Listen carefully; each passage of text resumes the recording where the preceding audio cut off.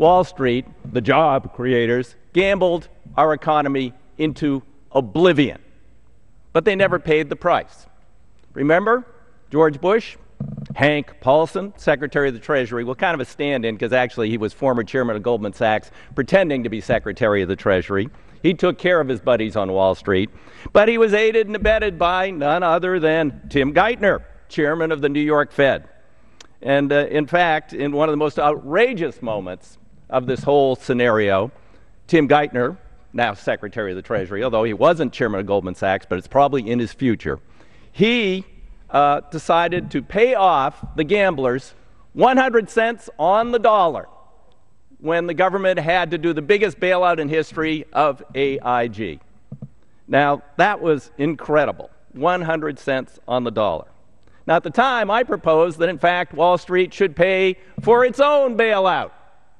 That is, a tax on speculators, reinstituting a tax we had from 1916 to 1966, while we built the greatest industrial nation on earth. Didn't hurt investment and capitalism then, wouldn't hurt it now. In fact, if we reined in some of the speculators, our real economy would be better off for it. But, now there's sort of been this amazing,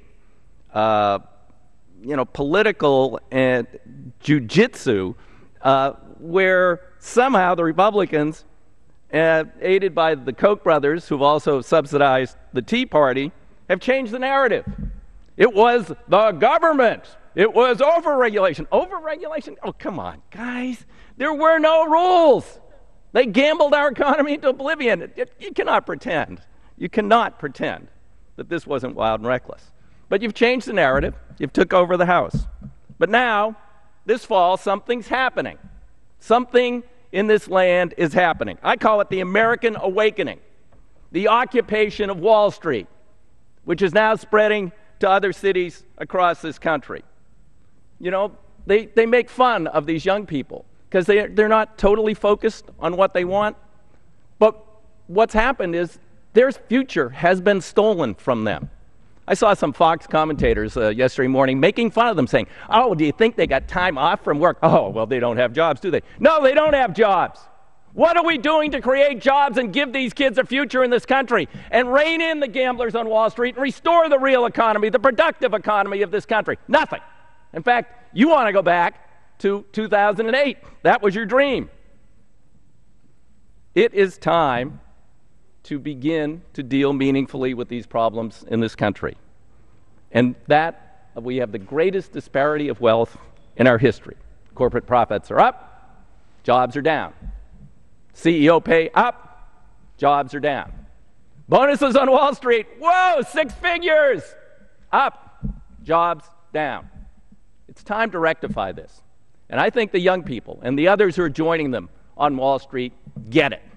They may not be totally focused, but they know that this isn't a country that gives them a fair shot at the American dream anymore. It's a stacked deck. And it's time for a new deck and a new order. Re-regulate the reckless gamblers on Wall Street, rein them in, take steps to rebuild our real economy, give people a future, invest in education, invest in the basics of this country, transportation, infrastructure, and we can be a great nation again. But if we continue down this path, or even if they accelerate us down this path with helping the job creators destroy the economy again, there's no hope.